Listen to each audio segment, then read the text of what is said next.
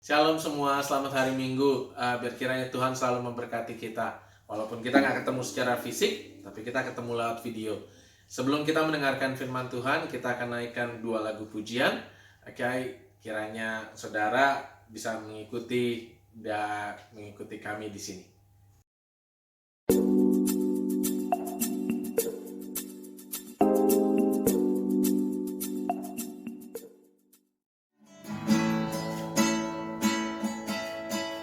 Engkaulah kekuatanku, tempat perlindunganku, saat badai menerpa. Aku tak akan goyah, aku tak akan goyah, sebab Kau sertaku. Sejauh langit dari bumi, begitu besarnya kasih-Mu. Penuhi hati kami yang rindu menyembah-Mu, Yesus. Sejauh langit dari bumi, begitu besarnya kasih-Mu. Kaulah Tuhan, kekuatanku, sukacitaku.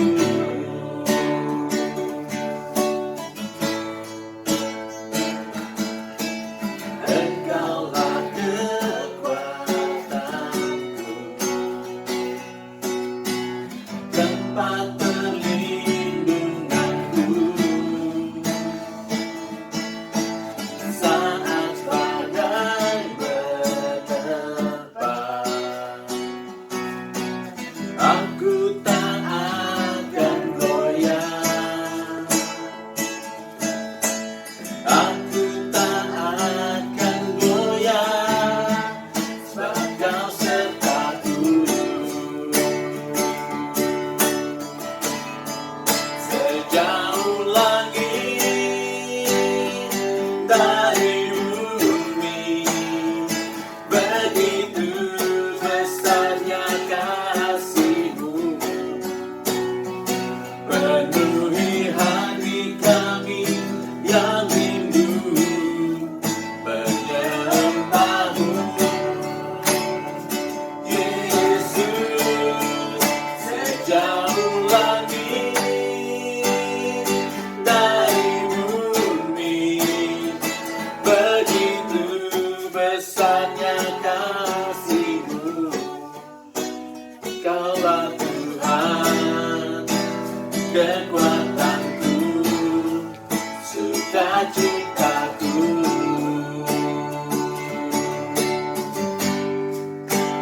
Kaulah Tuhan, kekuatanku, sukacitaku.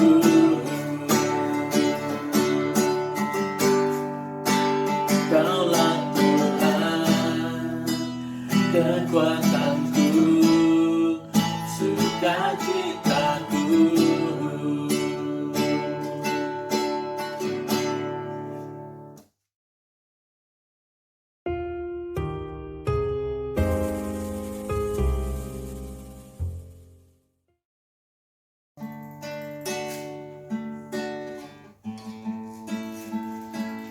Ku yakin saat Kau berfirman, ku menang saat Kau bertindak. Hidupku hanya ditentukan oleh perkataan-Mu. Ku aman karena Kau menjaga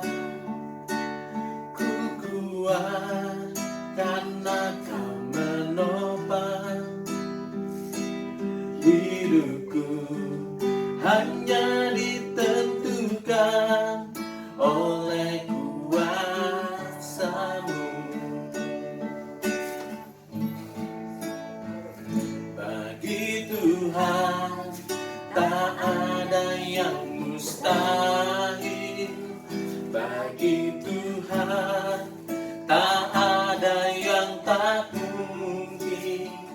Mujizatnya disediakan bagiku, ku diangkat dan dipulihkannya.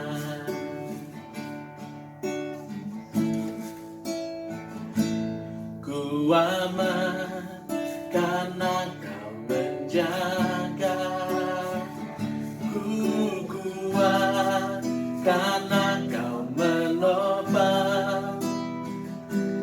Hidupku hanya ditentukan oleh kuasa-Mu. Bagi Tuhan tak ada yang mustahil, bagi Tuhan tak ada yang tak mungkin. Mujizatnya disediakan bagiku, ku diangkat dan dipulihkannya.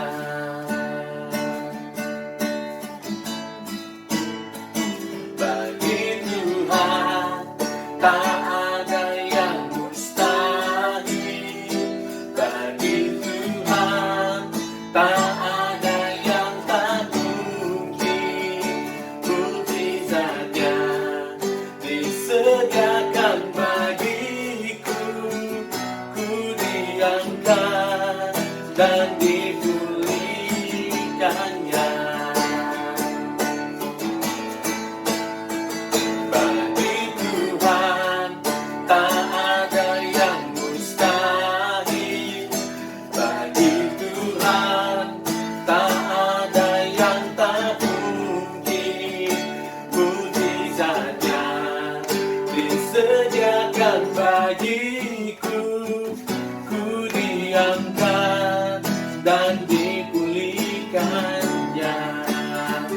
Ku diangkat dan dipulihkannya.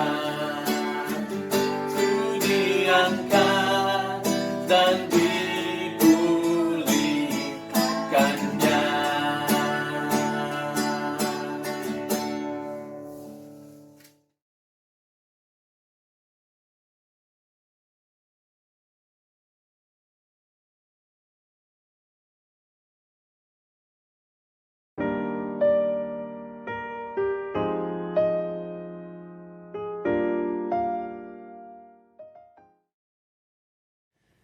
Salam saudara-saudara yang dikasihi oleh Tuhan. Selamat pagi, selamat berjumpa kembali di dalam kasih Kristus.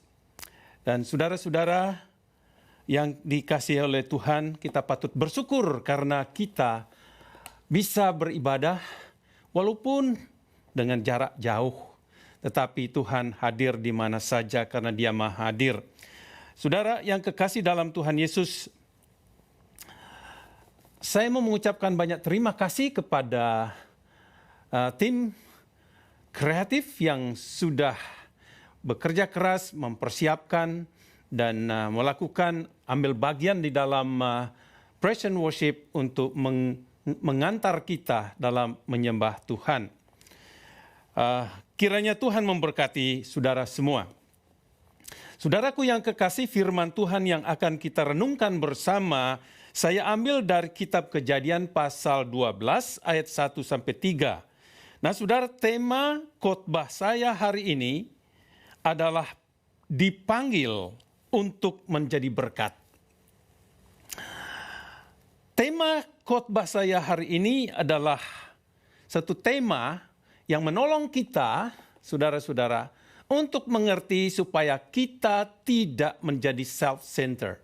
Tetapi kita fokus kita untuk memberkati orang.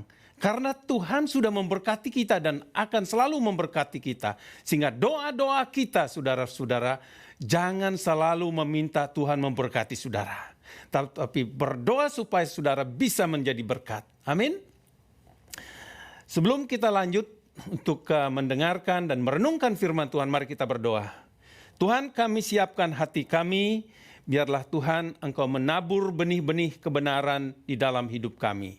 Kami percaya Tuhan, kiranya Engkau akan menjadikan benih-benih ini berkat bagi kami, sehingga kami memberkati orang lain. Terima kasih Tuhan, kami serahkan diri kami serahkan firman-Mu, kami serahkan hamba-Mu yang lemah ini, pakai dia, urapi dia, karena kami minta di dalam nama Tuhan Yesus. Amin. Saudaraku yang kekasih dalam Tuhan,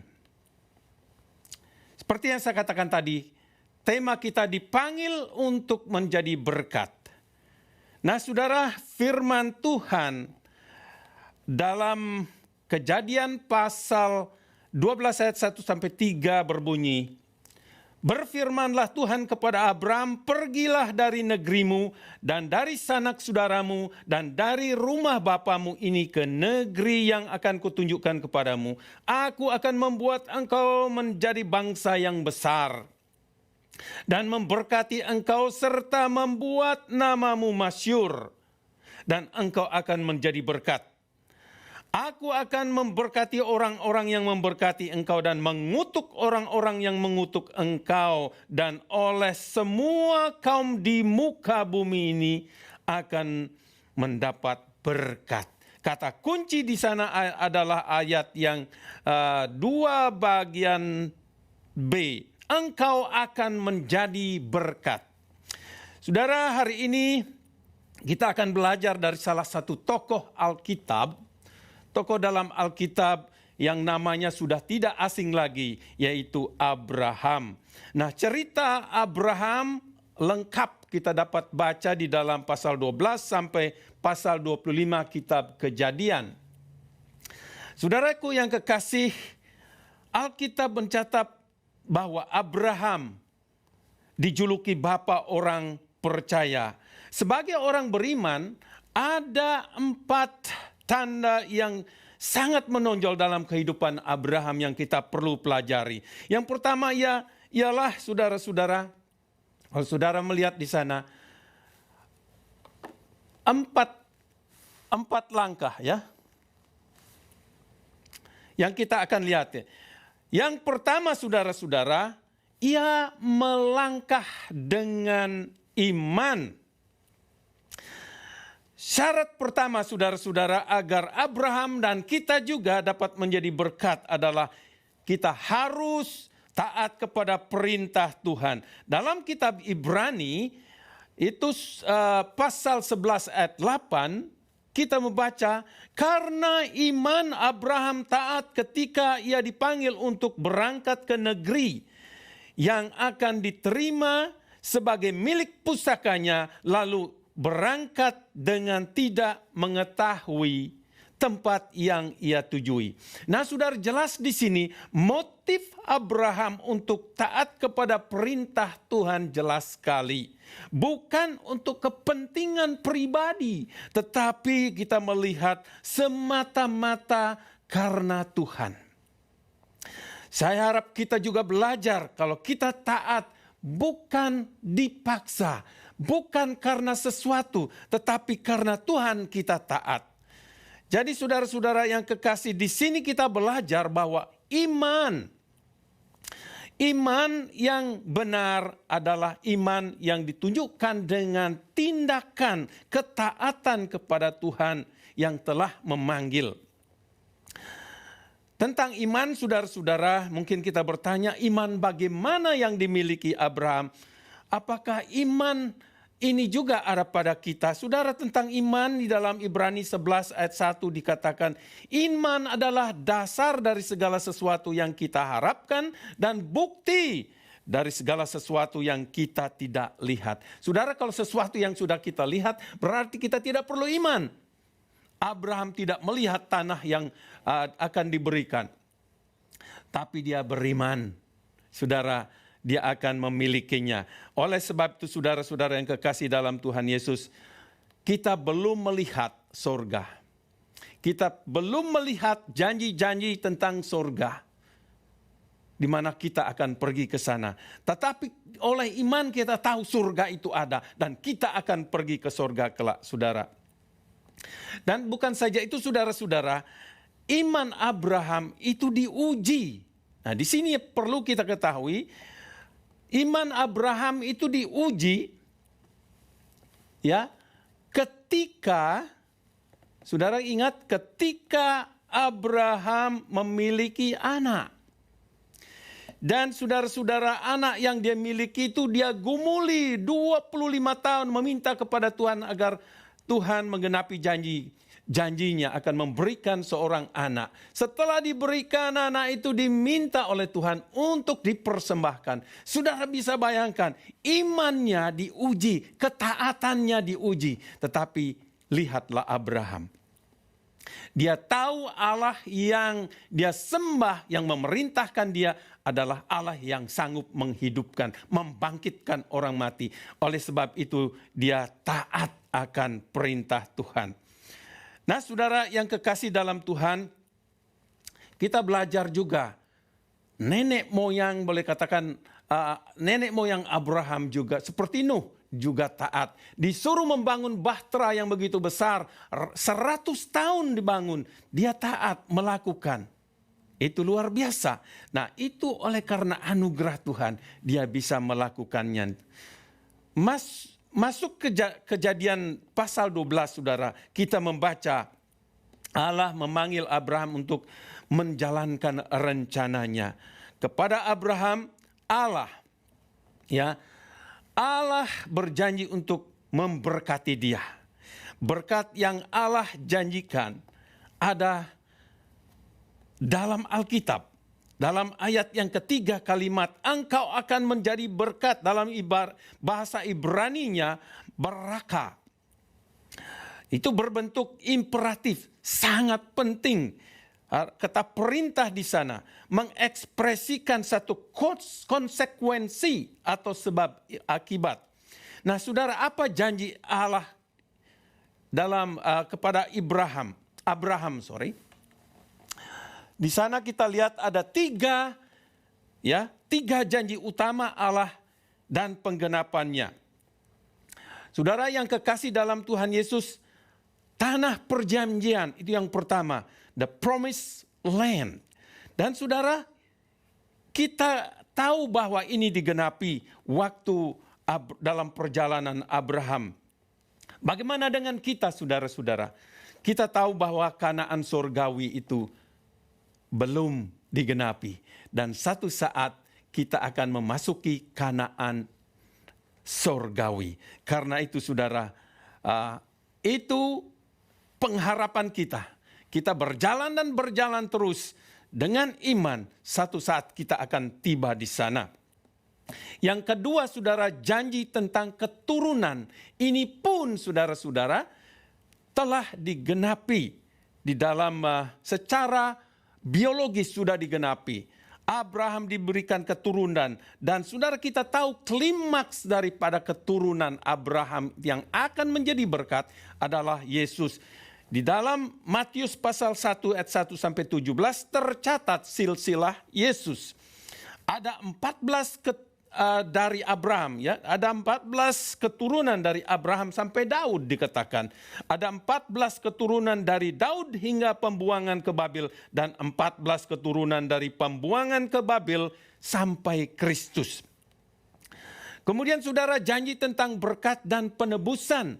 Dan ini pun saudara-saudara sudah digenapi. Pertama kita melihat jumlah keturunan Abraham sekarang, atau anak-anak Abraham secara rohani. Saudara tahu jumlahnya, saya coba meng-Google, ya, bertanya kepada saudara Google. Saudara dijawab 2,18 miliar orang percaya. Di samping itu, saudara, jumlah keturunan Ismail, ya, orang Islam di seluruh dunia yang menerima Yesus itu pada tahun 2015 diperkirakan ada 10.283.700 700. Dan itu 2015. Sekarang 2020. Pertambahan itu sudah berlipat kali ganda, saudara-saudara. Saudara bisa melihat berita-berita dan mendengar berita-berita bagaimana orang-orang seberang sudah menerima Yesus Kristus sebagai Tuhan dan Juru Selamat. Kemudian saudara, tentang penebusan. Dan saudara, kita tahu bangsa Israel, keturunan Abraham pernah dibuang ke Babel, pernah dibuang ke Mesir. Dan bagaimana akhirnya Musa diutus untuk menebus bangsa Israel dari tanah Mesir. Dan saudara-saudara yang kekasih, secara rohani, sejak Yesus datang, dan Yesuslah yang menebus kita secara rohani, ya. Orang-orang yang percaya kepada Yesus ditebus oleh darah Yesus. Sebagaimana di dalam Perjanjian Lama, ketika bangsa Israel ditebus, ada korban, ada darah yang harus dicurahkan. Saudara, hal itu jelas termasuk di dalam pasal 12 ayat 3a. Akan memberkati orang yang memberkati Abraham. Jadi saudara-saudara, kita melihat di sini, siapa yang percaya kepada iman Abraham, yang klimaksnya di dalam Yesus, akan ditebus oleh darah Kristus. Saudara, janji Allah ini berbentuk unconditional, tanpa syarat, dan sudah digenapi, sehingga apapun yang dijanjikan Allah digenapi oleh Allah itu sendiri.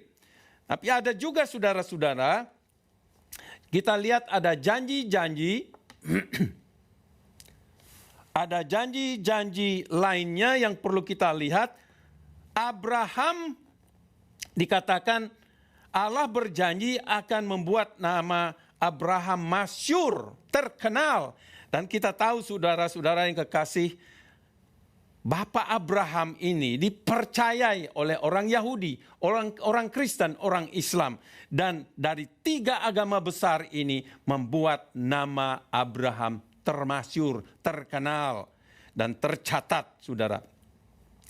Saudara, bila Tuhan memanggil seseorang, maka Allah yang membuat nama orang tersebut masyhur. Kita tidak harus membuat diri kita termasyhur. Allah sendiri yang akan membuat kita dikenal oleh orang lain. Pengaruh-pengaruh kita akan membekas, saudara-saudara. Kemudian janji yang lain, saudara-saudara. Allah berjanji akan mengutuk orang-orang yang mengutuk keturunan Abraham. Dan apa artinya mungkin kita bertanya? Ini sudah tentu menunjuk kepada siapa saja yang mengutuk Yesus. Ya, siapa saja yang mengutuk Yesus akan terkutuk. Saudara, tidak ada juru selamat yang lain selain Yesus. Dan saudara, kalau orang tidak bertobat, at the end, mereka akan menanggung sanksi yang berat. Mereka akan masuk neraka. Jadi tugas kita, saudara-saudara, mari tugas kita untuk berdoa dan berdoa supaya orang-orang yang mengutuk Yesus, yang mengutuk kekristenan, dilawat oleh Tuhan. Kita melihat orang-orang yang mengutuk Yesus bukan saja membenci gereja, membenci Yesus. Dan kita melihat mereka sendiri saling berperang satu dengan yang lain. Contohnya Syiah dan Sunni terus menerus hingga kini tidak henti-hentinya. Munculnya kita melihat terorisme, mereka saling membunuh satu dengan yang lain. Yang jelas saudara, satu prinsip, pohon dikenal dari buahnya. Saudara, kalau kita mau mengenal orang-orang yang kenal Tuhan, kita tahu buah-buah kehidupan mereka. Orang-orang yang membenci Tuhan, kita tahu buah-buahnya. Jadi Abraham diberkati oleh Allah yang memanggil dia karena oleh iman Abraham taat akan panggilan Tuhan. Iman yang benar harus ditunjukkan dalam tindakan dan taat akan perintah Tuhan. Selanjutnya kedua, saudara-saudara,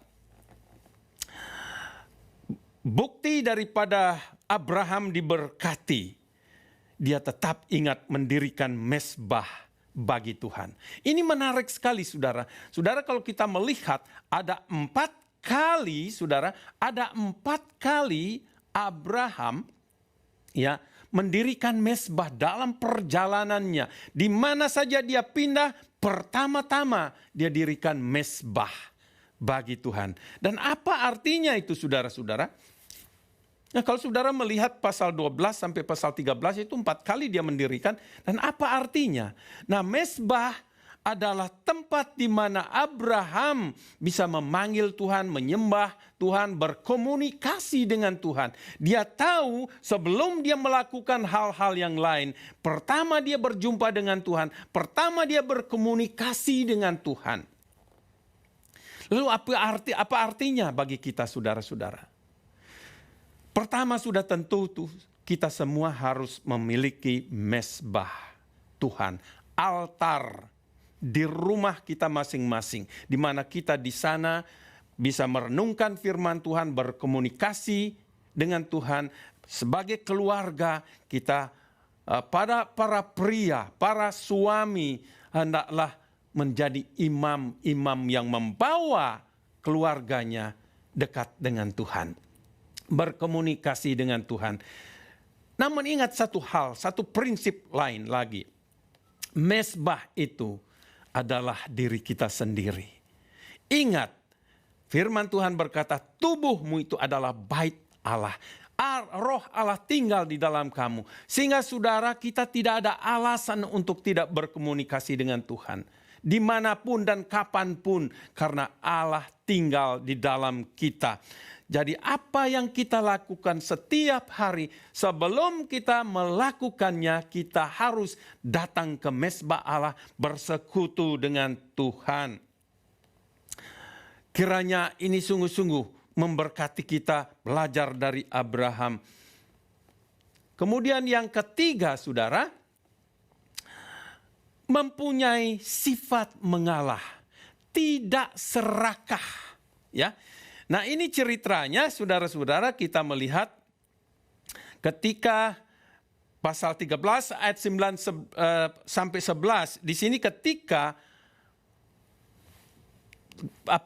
para gembala Abraham dan para gembala Lot, keponakannya itu sering bertengkar, berebut masalah makanan domba-domba mereka. Akhirnya Abraham dengan hikmat menolong mereka, mencarikan jalan keluar. Dia panggil Lot. Lot, ini tanah ini begitu luas. Sekarang aku memberi kamu pilihan. Pilih tempat mana yang engkau akan mau tempati untuk engkau dan keturunanmu. Aku akan memilih sesudah engkau memilih. Saudara, sekarang sebagai paman seharusnya dia yang memilih, dia menentukan. Tidak, tapi tidak, saudara-saudara. Dia mengizinkan Lot, keponakannya, memilih. Sudah tentu Lot, gambaran orang dunia. Dia memilih apa yang dilihat baik. Di pinggir, di tepi sungai Yordan. Dan saudara-saudara, dan ternyata di masa depan, tempat itu menjadi tempat yang sungguh-sungguh menyedihkan. Karena apa? Saudara, kita melihat satu saat, Lot, karena itu daerah itu adalah daerah Sodom dan Gomora. Dan Lot memilih secara manusia dan akhirnya hasilnya tidak baik. Saudara yang kekasih, di sini kita belajar Abraham bukanlah orang yang serakah. Ya, dia mengizinkan keponakannya yang memilih, bukan dia. Dan saudara, kalau kita dipanggil oleh Tuhan, kalau kita mau menjadi berkat, mari kita mempunyai sikap mengalah. Ya, sikap mengalah. Mengalah bukan berarti kalah. Sifat mengalah itu identik dengan sikap damai, berdamai. Dan Abraham suka berdamai. Dia tidak mau rame-rame karena dunia di luar sana sudah rame. Untuk apa menciptakan kekacauan dalam dirinya? Dan oleh sebab itu saudara-saudara, itulah sebabnya Abraham diberkati. Kita tahu apa yang dipilih, yang sisa-sisa boleh dikatakan yang Abraham pilih, akhirnya diberkati. Ada cerita di sana, pohon anggur yang ditanam, yang tumbuh di tanah yang dipilih Abraham. Orang Yahudi berkata, itu ditanam oleh Tuhan sendiri. Ajaib bukan? Saudara, kalau kita memilih sering salah pilih. Tetapi kalau Allah yang memilih untuk kita, apakah itu pekerjaan, apa itu usaha, apa itu jodoh, Tuhan pasti memberikan yang terbaik bagi kita. Selanjutnya yang keempat, saudara-saudara, Abraham tidak pendendam, tidak suka menyimpan dendam. Saudara, ini sangat-sangat menarik. Ingat saudara ceritanya ketika Lot dan keluarganya ditawan oleh musuh. Abraham mendengar itu. Dia langsung mempersiapkan pasukan tentara untuk menyelamatkan Lot. Nah saudara, secara manusia, kalau seandainya Abraham dendam, dia mungkin berkata, dia mungkin berkata, kapok lu. Tapi saudara, dia tidak berkata demikian. Atau dia tidak berkata, rasain lu. Tapi saudara-saudara, karena dia tidak mempunyai sifat dendam, tapi pendamai, kita melihat Abraham mempersiapkan pasukan dan menyelamatkan Lot, dan luar biasa. Lot akhirnya diselamatkan. Saudara, ada banyak alasan kita bisa dendam dengan orang lain. Misalnya, kita bisa dendam terhadap orang yang telah mengecewakan kita. Kita bisa dendam terhadap orang yang telah membohongi kita. Kita bisa dendam terhadap orang yang menyakiti kita. Kita bisa dendam dengan orang yang mengkhianati kita. Kita bisa dendam dengan orang-orang yang memfitnah kita. Saya ingat waktu saya pelayanan di Jawa. Saya difitnah beberapa kali. Saya tetap memilih untuk mengampuni, memaafkan orang-orang tersebut. Dan saya tahu akibatnya, dampaknya kepada apa yang terjadi dengan orang itu. Orang-orang seperti itu sangat menyedihkan. Tetapi saya tetap memaafkan. Oleh sebab itu saudara-saudara, kita punya potensi untuk dendam, membalas dendam. Tidak perlu saudara, karena pembalasan itu datang dari Tuhan. Saudara boleh dianiaya, difitnah, dibenci, dan dibicarakan, digosipkan, ampuni mereka. Kita belajar dari Abraham. Makanya Yesus berkata, jika kita mengampuni orang yang bersalah kepada kita, maka Allah pun akan mengampuni. Ini yang harusnya ada pada kita.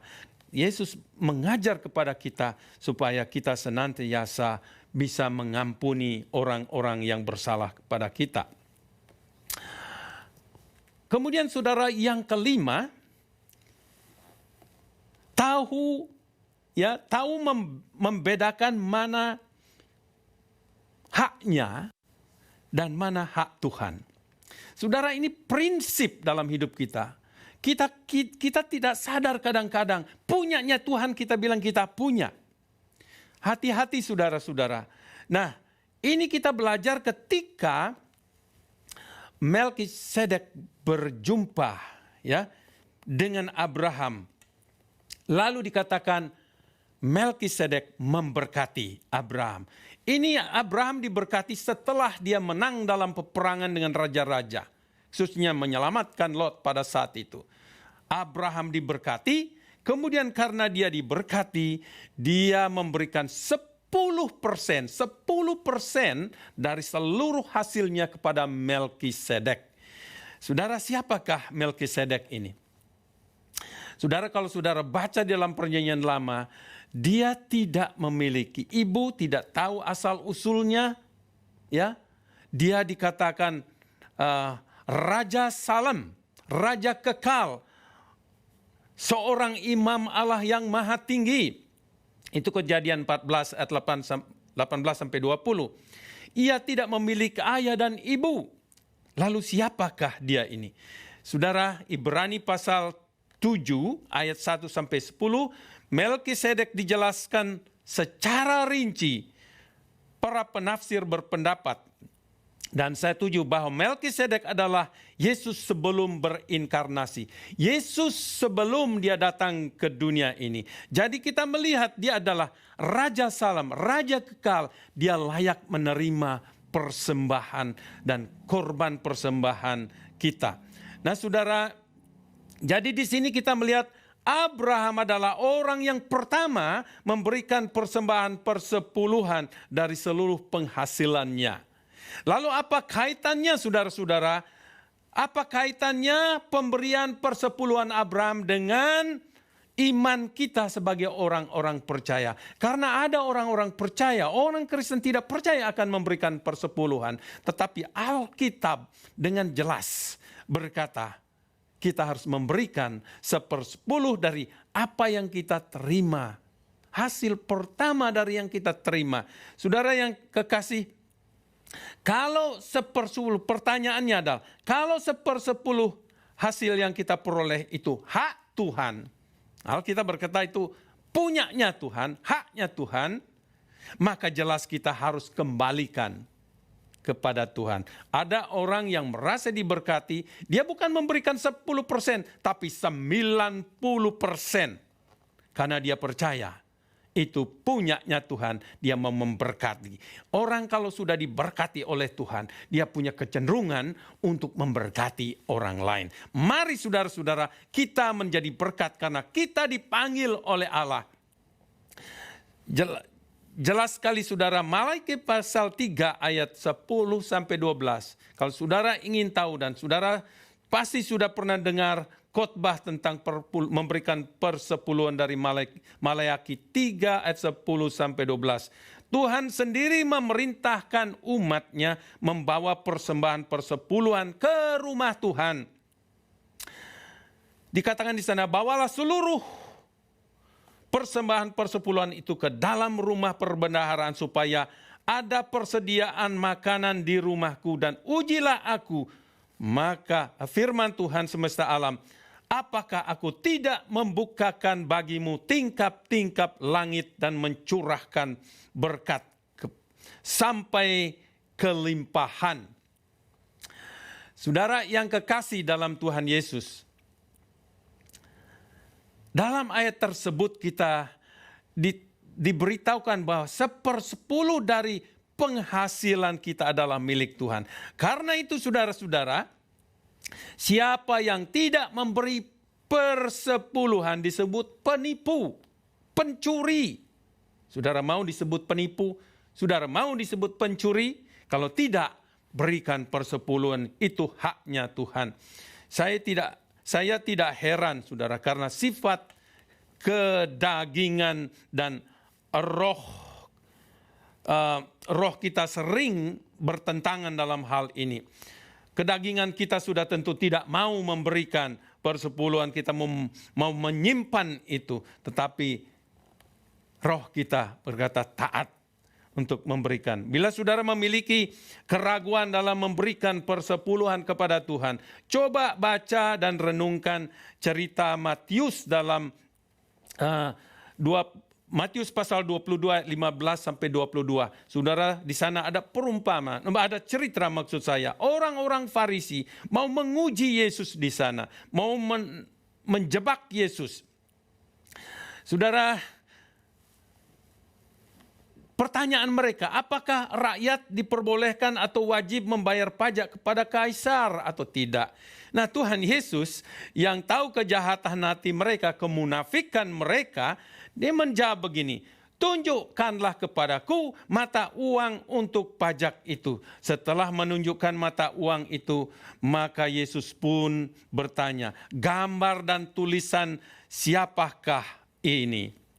Jawab mereka, gambar dan tulisan Kaisar. Dan Yesus akhirnya menjawab, berilah kepada Kaisar apa yang wajib kamu berikan kepada Kaisar, dan kepada Allah apa yang wajib kamu berikan kepada Allah. Jelas saudara, jawaban Tuhan Yesus membuat mereka bungkem, tidak bersuara. Dan dengan demikian mereka akhirnya tahu bahwa mereka telah menerima jawaban yang benar dari Tuhan. Saudara yang kekasih dalam Tuhan Yesus,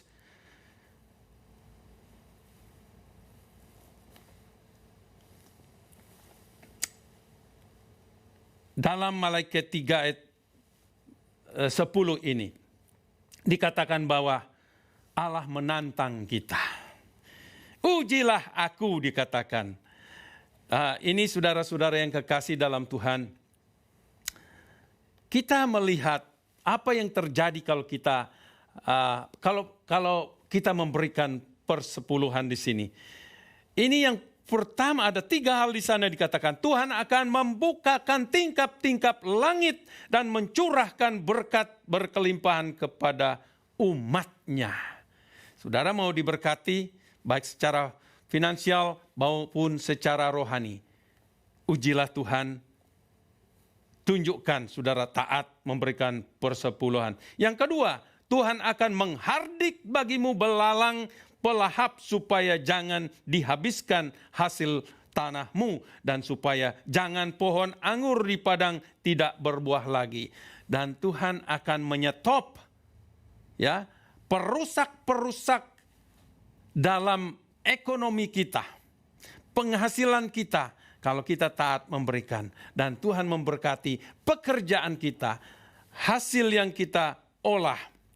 Yang ketiga saudara, segala bangsa akan menyebut umat Tuhan berbahagia sebab negeri mereka menjadi kesukaan. Wah, ini luar biasa saudara-saudara. Orang akan melihat dan orang akan terberkati karena hanya dengan melihat kehidupan kita diberkati saudara. Oleh sebab itu, sebagai kesimpulan, melalui cerita Abraham ini, kita telah belajar saudara-saudara bahwa kita semua dipanggil oleh Tuhan untuk menjadi berkat. 5 tanda, saya ulangi, 5 tanda orang yang akan diberkati Allah. Ia adalah orang yang melangkah dengan iman, taat kepada perintah Tuhan. Yang kedua, ia senantiasa ingat membangun mezbah Tuhan. Berkomunikasi dengan Tuhan tidak henti-hentinya dalam hidup kita. Kita harus punya relasi dengan Tuhan. Yang ketiga, ia seorang yang mempunyai sifat mengalah, tidak serakah. Tuhan akan memberkati bila kita memiliki sikap seperti. Yang keempat, ia bukan seorang pendendam. Tidak perlu saudara untuk menendam. Apapun yang orang lain lakukan kepada kita, ampuni dia, berkati mereka. Dan Tuhan yang melihat kita akan memberkati kita. Yang kelima, ia tahu membedakan mana haknya dan mana hak Tuhan. Saudara, mari kita belajar. Apa hak kita? Apa hak Tuhan? Ingat itu. Tuhan hanya minta 10%, bukan 90%, 10%. Semakin saudara generous kepada Tuhan, semakin Tuhan luar biasa memberkati. Karena itulah ciri-ciri anak Tuhan. Pertanyaan untuk kita renungkan, untuk refleksi. Firman Tuhan berkata, hendaklah kamu menjadi pelaku firman dan bukan hanya pendengar saja. Sebab jika tidak demikian, kamu menipu dirimu sendiri. Karena itu pertanyaan untuk saudara dan saya, apa pesan Tuhan untuk saudara dari khotbah hari ini? Apa yang saudara akan lakukan dengan pesan-pesan Tuhan? Itu tanggung jawab saudara. Saudara bertanggung jawab di hadapan Tuhan. Kalau saudara-saudara mendengar pesan Tuhan, lakukan itu.